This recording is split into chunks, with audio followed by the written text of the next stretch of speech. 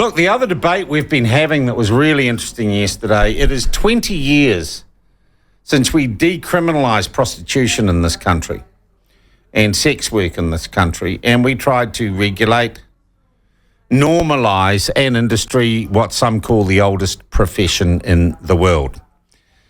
And we heard yesterday from groups that say, look, it hasn't really stopped some of the most exploitative aspects of the sex industry, and it certainly hasn't stopped foreign women being brought here and exploited, and it's almost codified sexual violence in some ways. It was an interesting discussion and it provoked an interesting response. And because it was so interesting, I want to delve more into this issue. And we were given, through the people we talked to yesterday, a contact of a woman who is a former prostitute or sex worker, depending what your sensibilities are, what word you want to use, who has some perspectives over time of what has happened in the industry. And I thought she would be a very interesting person to talk to. Her name's Chelsea Geddes, and she joins us on the line now. Chelsea, thanks for joining us on the platform. Welcome to the program. Hi. Chelsea, tell us a bit about yourself.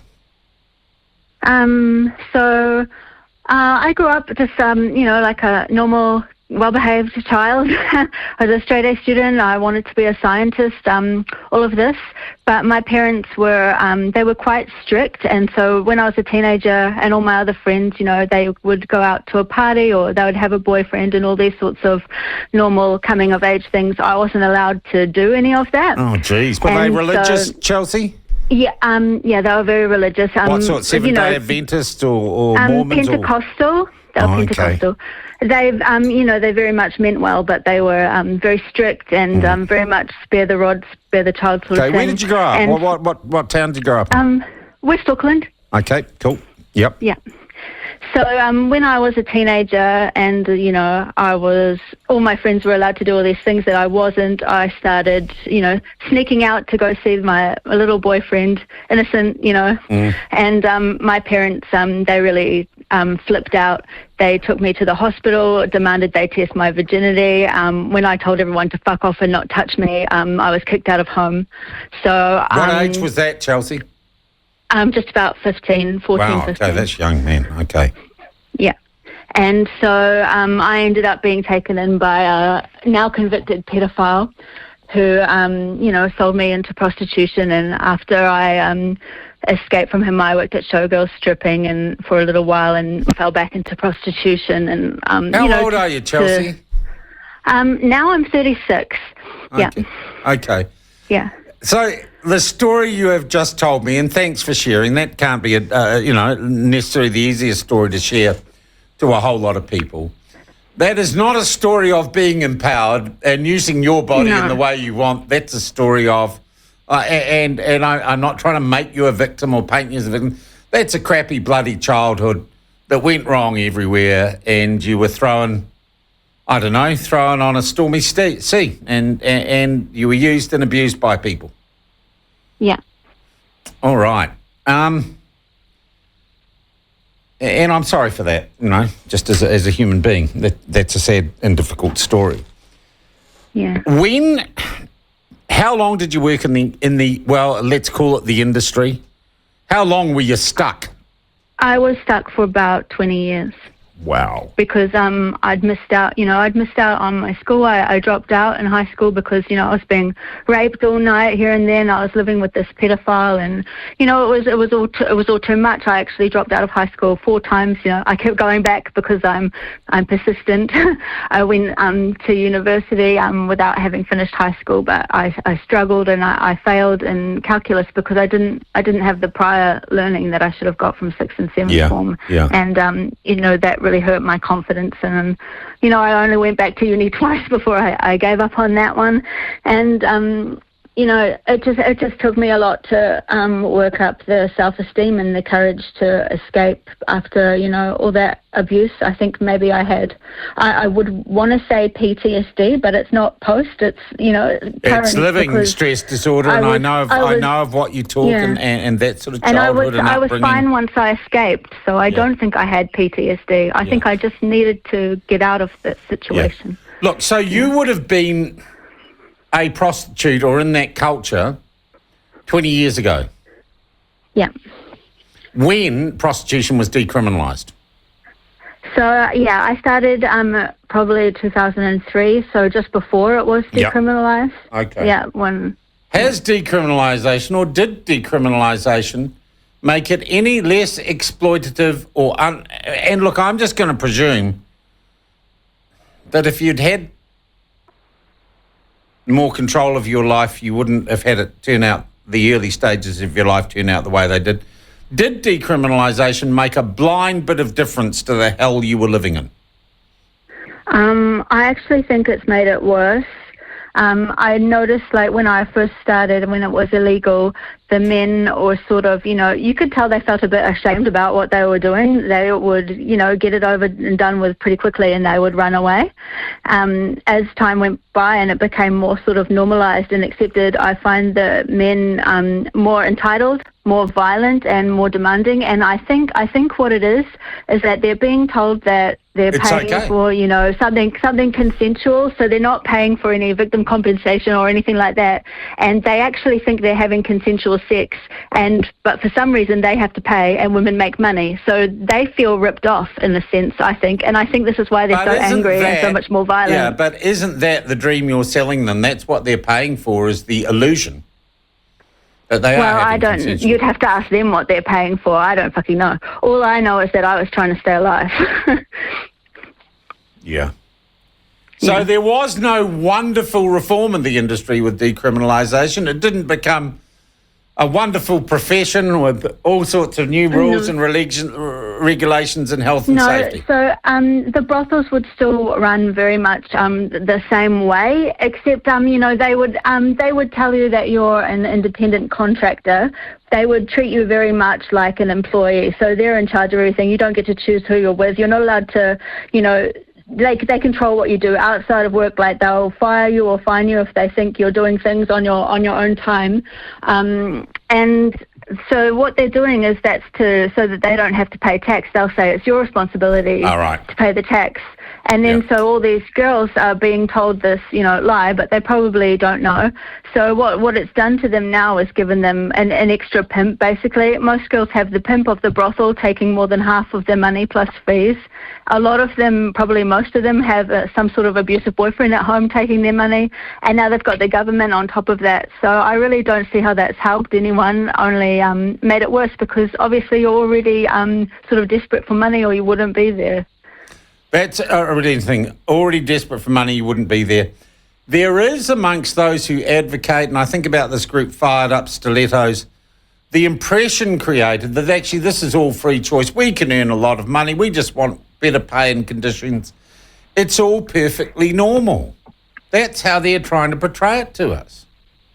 Yeah, I think the NZPC sort of portray that to us as well. And I went in there a few times, and the sort of this impression is the New Zealand I got... Prostitutes Collective. Yeah.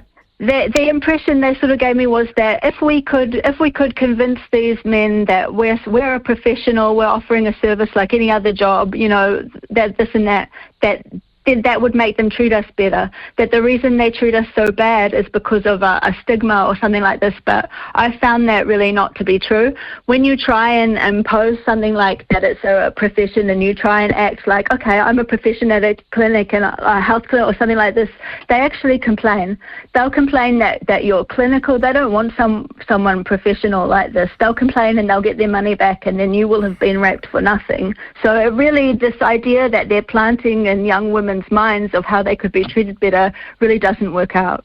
It's a complete lie. Well, do we recriminalise prostitution then, Chelsea? What do we do? I support the Nordic model of prostitution reform, which recognises prostitution as sexual exploitation rather than a job. And what they do is they decriminalise those who, have to sell themselves to earn a living, and offer them support services if they need them, whatever sort of services they need. They might need, drug or alcohol counselling. They might need career mentoring, sort of anything like this. But while still criminalising the buyers and the pimps and anyone exploiting you. So you actually can, you can go and you can press charges, you can get justice, which we have no access to. But the problem at the moment. but here's the problem with that, Chelsea. The problem where you were at 15, 16, right? You're not going to press charges. You are going to be exploited by your vulnerability, because of your vulnerability, and that will never change. No matter what the law says. I really would have liked to have pressed charges. I would have liked to have got justice and help, but, this wasn't on offer to me. Okay. How did you, if you like, get out of this? What changed? Actually, I was very suicidal, and what changed is, so I hadn't had any contact with my parents, but when my father died, I did inherit anyway. So because I inherited a little bit of money, I was able to take some time off of working. You can call it working, and by the time that money ran out, I just, I'd become so comfortable with not being raped day in and day out. I was like, I'm just not going to go back. I'll kill myself if I have to go back. So what I did is I just went out and I took any horrible job. I actually did hard labor, asbestos removal, so very dirty, sweaty, hard work, dangerous job. And I just put everything I had into it and moved up into the office, and now I've got a better job, and I'm studying again. I'm studying a diploma in accounting, so I hope to be, an accountant. At the moment, I'm just an accounting assistant, but I think there's a future there. And so, And Chelsea, are you religious now? Have you gone back to the Pentecostal church or not? I don't really have, I guess, much faith, but I'm not against, a lot of the people who actually work with and help prostituted women and people like this are with Christian organisations, so it's not like I have any sort of grudge against people for whatever religious beliefs they might have. Yeah. The only thing I'm against is abuse. I don't care what anyone believes. It must be difficult, though. You lived in this culture for a long time. Do you keep contact with anyone who's in that culture, or are you looking forward rather than backward? I do have contact. Some of my friends, they're still trapped in the industry. A lot of them are addicted to drugs, and it's quite sad, but they're very proud of me, how I've been speaking out about the industry, and I've spoken overseas and stuff like this, and I guess I don't spend as much time with them as I used to, because it's depressing to see people still suffer, and you feel guilt. You feel, guilt when you've gotten out and they're still trapped, Yeah. Now, Chelsea, you have used a phrase throughout our discussion this morning that I found interesting. I just want to clarify it. You say not being raped every day. Yeah. Are you talking about the act of having sex with the client is to you always being raped? You are basically being paid for being raped. I think it is paid rape. The reason why they pay it is to turn the no into a yes. So it's their way around consent, is to exploit that person's financial inequality or need for money to not need the usual consent that you would need. So you can go to any person, they don't have to be attracted to you, they don't have to like you, whatever, they're poor and vulnerable, they need the money. This is your way of getting around consent, is to just pay a bit of money. So yeah, I think it's exactly like rape, except we don't have, we can't press charges, we can't get any justice. So that's the difference. It's a really interesting perception there. Yeah. I also want to ask you, do you know anyone, if you like, in the management of the industry or sector, I don't know quite what to call it, the business that you worked in, were any of them good people? The management?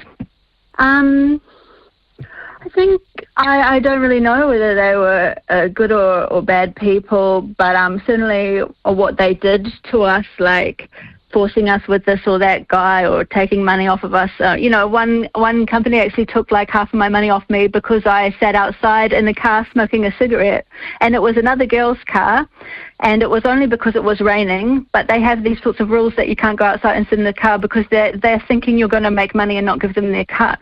So they do all sorts of nasty things like this, which I don't think is something good people do. And you're saying that having this as a legal thing didn't really change the fundamental nature? No. So when it was illegal, we couldn't press charges, we couldn't get help, we couldn't get justice because we were viewed as the criminals. And now we still can't because the people who are exploiting us and hurting us are decriminalized. So under either of those models, there's nothing you're the for loser. us. I get it, Chelsea. Only the Nordic model, yeah. I get it completely. Look, would you mind? The text machine has gone off. And there are some questions here, and some of them aren't pleasant, some of them are a little brutal. I'd really like, rather than say, the interview's over, and then I read these out and you don't get a chance to have a comeback, I'd like to read some of them to you and just get your response. Is that cool? Yeah. Okay. This one says, is it really rape, though, if she's there by choice getting paid? Well, I wasn't there by choice. I was there as a victim of circumstance of abuse and poverty, like most people are. I mean, I don't know where this idea of choice comes from, but it's a lie. When somebody's being exploited in a sweatshop and because they've gotten up in the morning and they've walked in there to earn their $1 a day, nobody says, well, they chose to go in there and get exploited, therefore they deserve it. If somebody was in poverty and they sold the kidney to the black market, nobody says, oh, well, that was their choice, therefore they deserve it. People have empathy for everyone except for women being sexually exploited. Like that seems to be the one exception where the victim is always blamed. Okay. Another one says, sure, not all prostitutes are as unfortunate as Chelsea.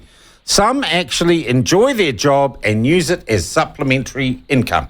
And we've all read the stories about the varsity students who turn a few tricks or whatever. I've met hundreds and hundreds of other prostituted women in the brothels over my 20 years, and I just don't find that to be true at all. They might portray that sort of image because, people would rather spend the money on someone who's smiling and trying to make them feel good. In fact, that's something we all have to act and do. But it's definitely a different story to be speaking to these girls one-on-one. So you call BS on those who say backstage. This is my agency, right? Yeah. Yeah, okay. I've never met anyone say something like that, no. Okay. Why haven't the girls got their own union and started their own brothels? I guess because these are sort of women who are in a vulnerable life position. They're being abused constantly. That's their job, is to absorb abuse. And, a lot of them are addicted to drugs. A lot of them are single mothers. I think they've got too much on their plate to be doing these sorts of extracurriculars, Yeah. Chelsea, do you think... And I know this is a little bit of a sidebar. I'm digressing a little bit here. I look at people's attitude to sex, the act of sex, to pornography, and the internet has changed it markedly. I mean, the idea of Tinder, in my day, you might ring a girl if you liked her and it was a slow and painful process and you maybe went to a school dance, etc. That has all changed. We've got apps for what's called hooking up and everything else. And... a National Geographic might have been a bit racy when I was a kid.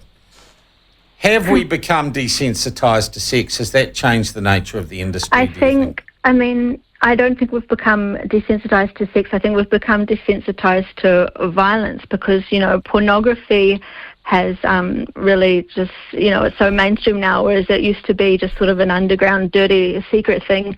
Now it's so normalised and it's really very brutal. If you ever, look it up, it's not like a loving, affectionate sort of act that they depict. It's very brutal. And I think that women have come to expect that, this is what's expected of them. If they want a relationship or they want love and they want connection, which most women do, that they have to, take the good with the bad. And I think it's a really unhealthy view of sex, and it's more violent. Now, the earlier text has come back and said, were you shackled with a gun to your head? You're just sidestepping a fair amount of your responsibility, and you've lost all credibility.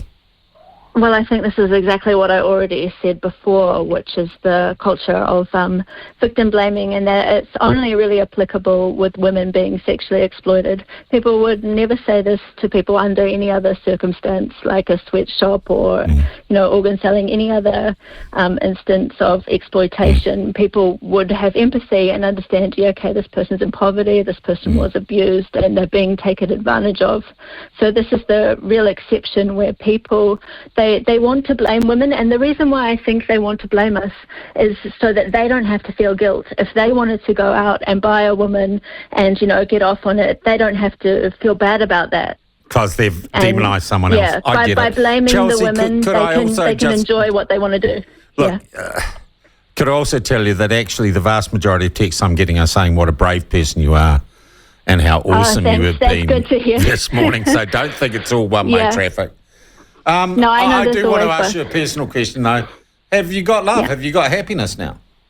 Or are you working on it?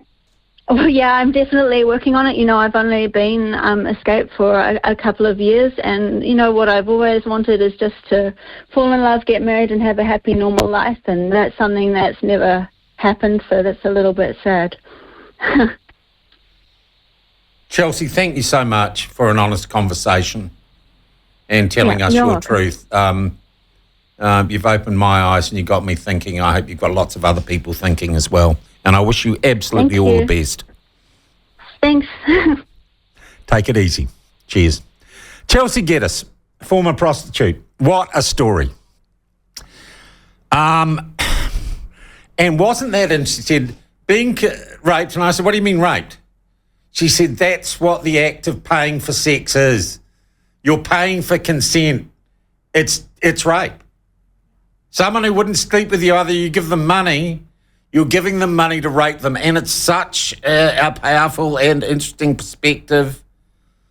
And I know that a lot of people reacting positively and negatively to this. This is a very, I think, important and interesting conversation. So I thank Chelsea absolutely.